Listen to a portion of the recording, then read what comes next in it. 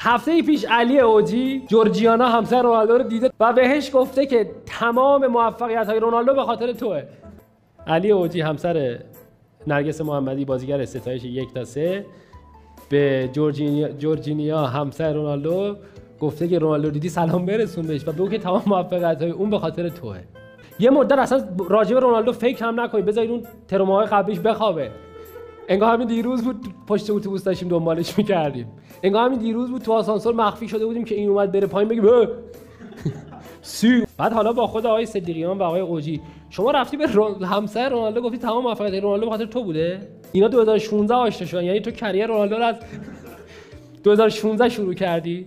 بعد تصور اون لحظه که جورجیانا رفته خونه کیفش گذاشته کنار، رفته رونالدو دیدی گفته سلام چه خبر، گفته علی اوجی سلام رسون. خب چی گفت که تمام موفقیت‌ها باعثش منم.